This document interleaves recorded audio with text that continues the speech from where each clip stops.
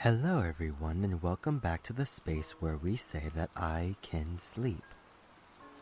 The time I'm recording this, it is currently mid-March of 2025, and if you guys didn't know, my birthday just passed, which I celebrated very well, and I really appreciate those who I celebrated with, and for those who wish me happy birthday, I love you all very, very, very much.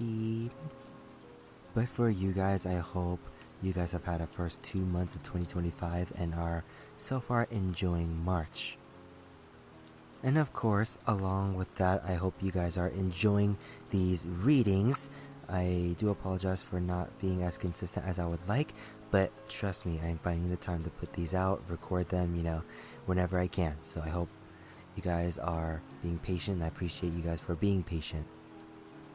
So if you guys are indeed enjoying these readings and would like for me to continue doing these readings, please consider leaving me likes, leaving me comments, sharing my stuff, and supporting me on all my platforms like the Patreon, where you can get early access, exclusive content. You can find me at officially.ikenwin. No, that's actually the Instagram and TikTok at officially.ikenwin. Patreon is officially.ikenwin. And don't forget to also support me on the Spotify and YouTube Now podcast at I Can Win. Now let us continue. Heaven Officials' Blessings. Chapter 54. In the Temple of Wind and Water, Night Chatter to Discern Truth. Part 2. It must be understood that while Xilian and Huacheng saw Mingyi as suspicious, Mingyi thought them equally suspicious.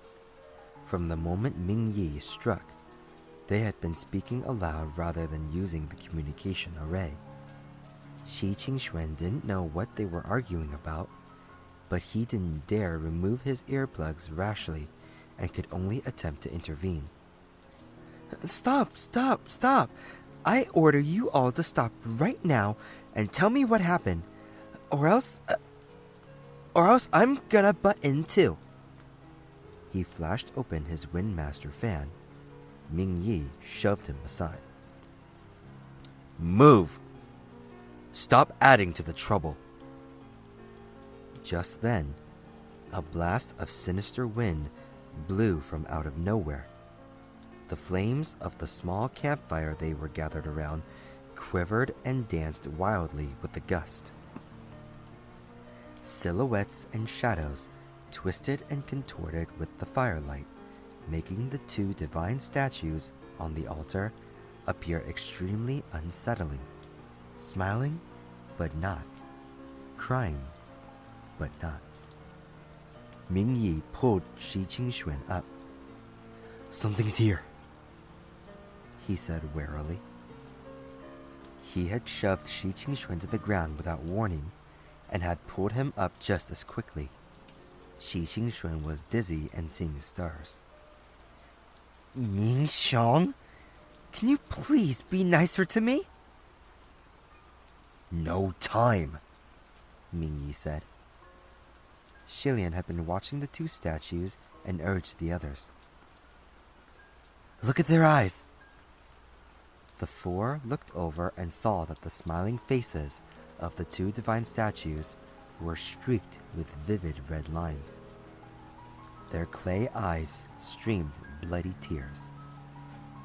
Divine statues which had been sanctified in ceremonies and worshipped by believers possessed a certain power to deter evil, even if said evil didn't completely retreat.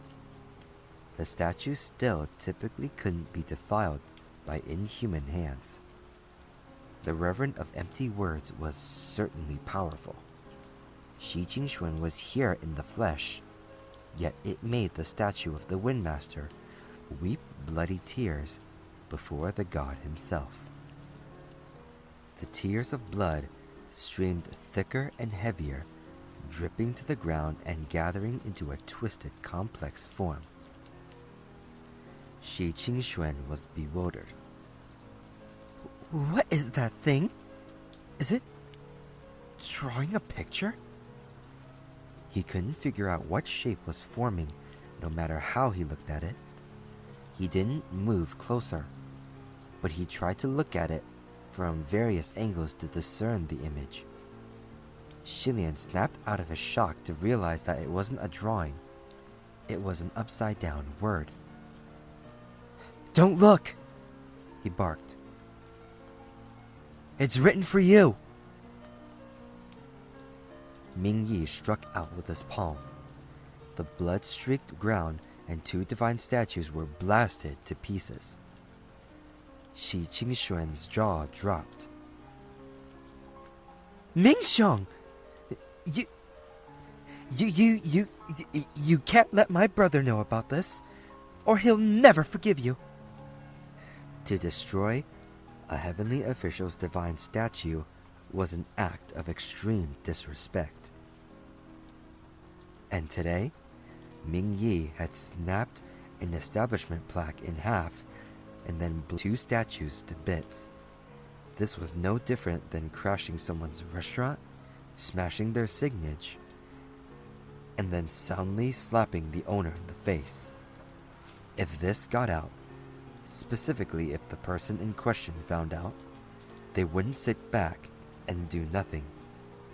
Who knew what kind of bloody storm would rise from it?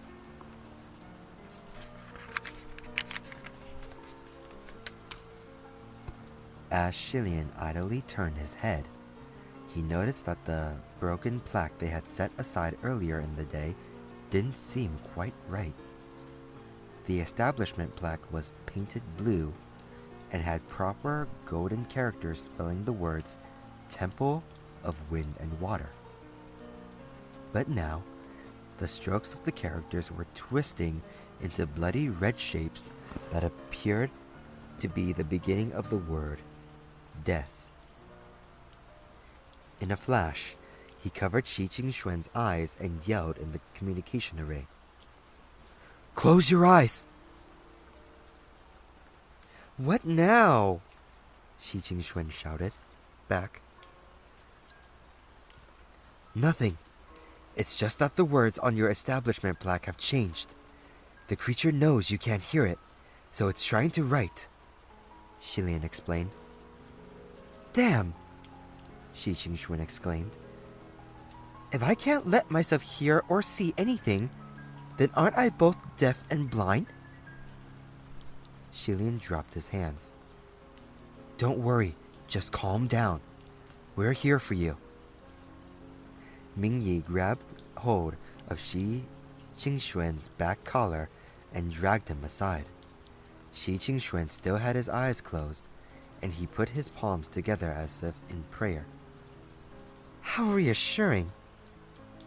Just as he spoke, an enormously noisy commotion came from outside the rundown temple.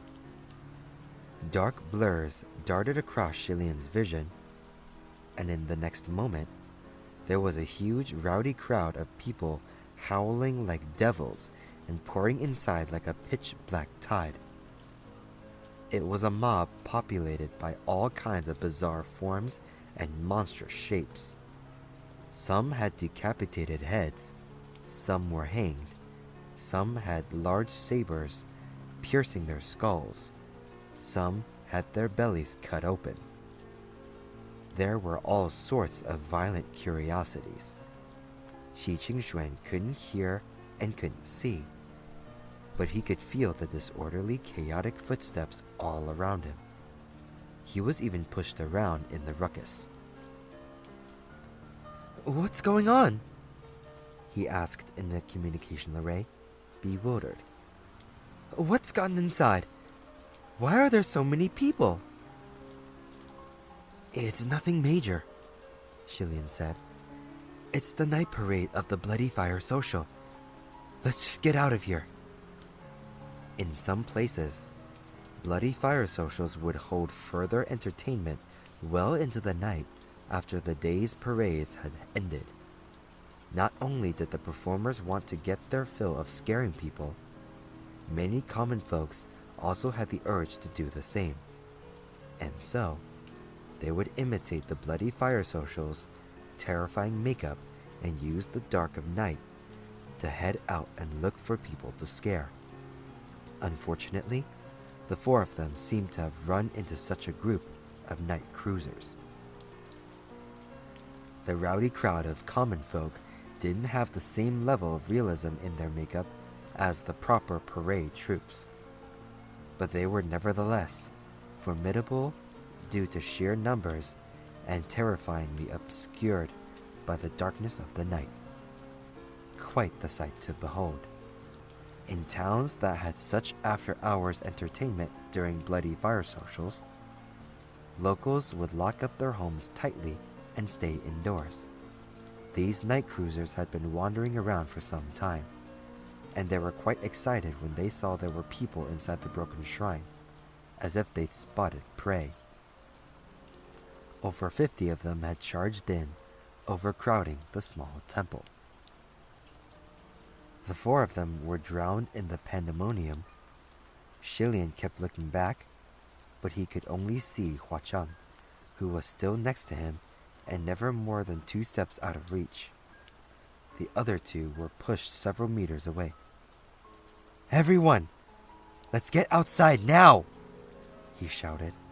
But while some of the night cruisers were purely there for fun, others were small-time merchants there specifically to scam petty change from tourists who had come to watch the bloody fire social.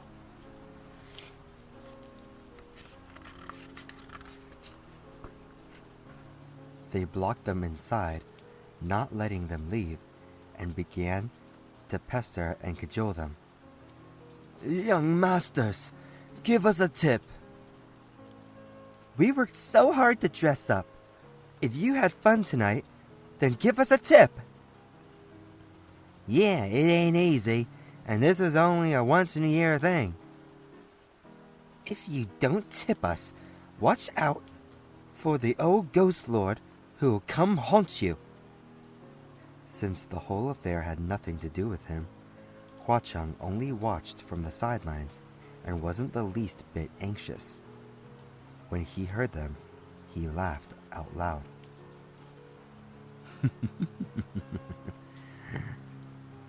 "I'd like to see what kind of ghost dares come knocking on my door." If Shilian swept a look over the crowd, he saw a pale-faced, hanged ghost near the edge of the crowd. It was wrapping a rope around someone's neck while wearing an eerie grin. It was chaos all around. Everyone was covered in blood, their faces contorted, endlessly playing out games of, "You kill me, I kill you. Now you're dead, now I'm dead." People were constantly howling and falling over. It was hard to differentiate the real from the fake, but Shilian's instincts told him that person wasn't right, and he threw out his arm. Roye flew forth and struck the hanged ghost squarely on the head.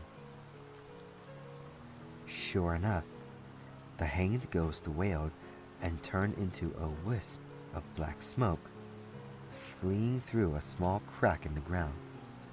No one else noticed, but Shilian saw everything clearly. "Everyone, be careful. Something wicked is mixed in with the crowd," he warned in the communication array. There now seemed to be a faint ghost chi wafting within the temple of wind and water. It wasn't from the Reverend of Empty Words, of course, but more likely some little minions that had snuck into the crowd at some point. When people play around and pretend to be ghosts, it doesn't take long to attract real ones. But for them to show up right now really was adding frost to snow.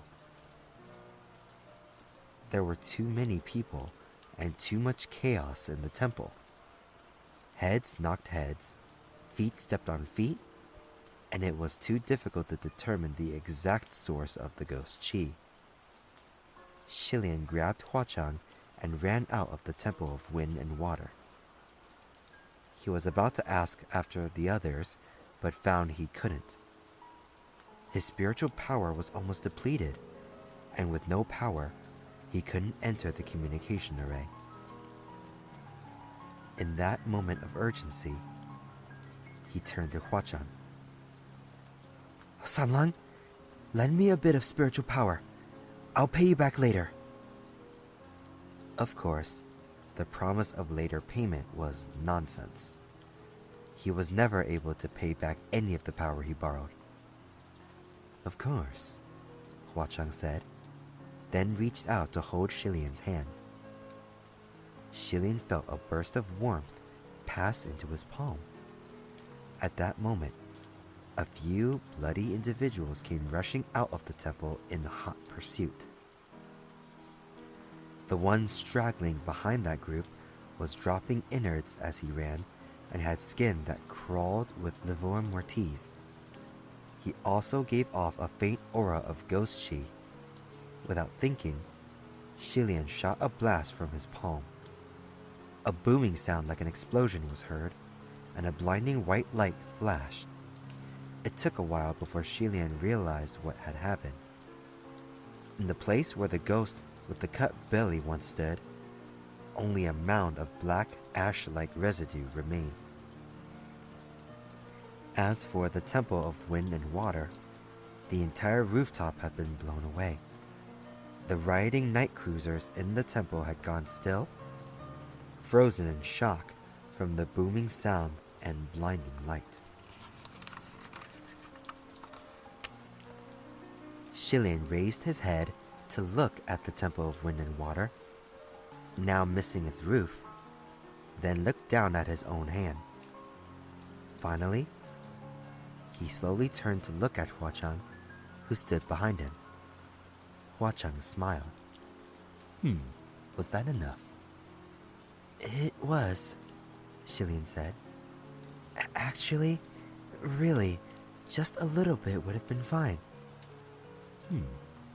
That was a little bit, Huachang assured him. Do you want more? You can have as much as you want. Shilian quickly shook his head. In the past, he had also borrowed spiritual power from Shiqing Xuan, Nanfang, and others. They lent very generously, but Shilian had never experienced a feeling like this, as if all the blood in his veins had turned into an electrical current that charged through his body. The powers he'd borrowed before had to be economized and saved, only one bite taken at a time for fear of wasting them.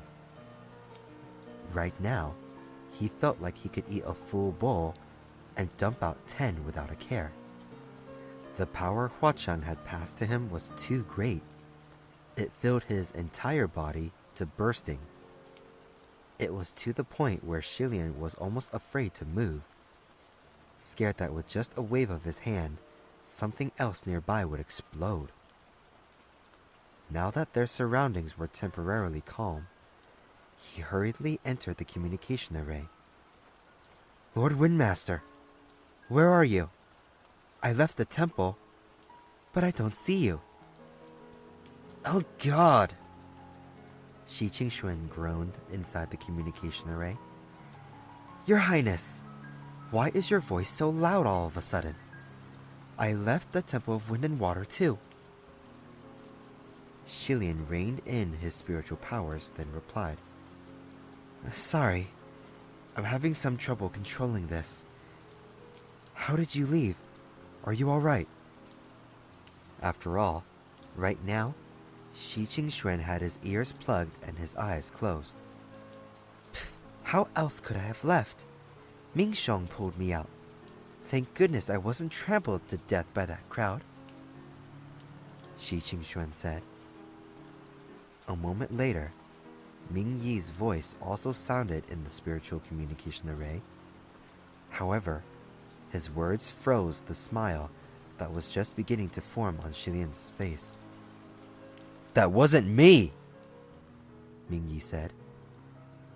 It wasn't? Shilian snapped his head around. Oh no. Lord Windmaster! Just who was it that pulled you away?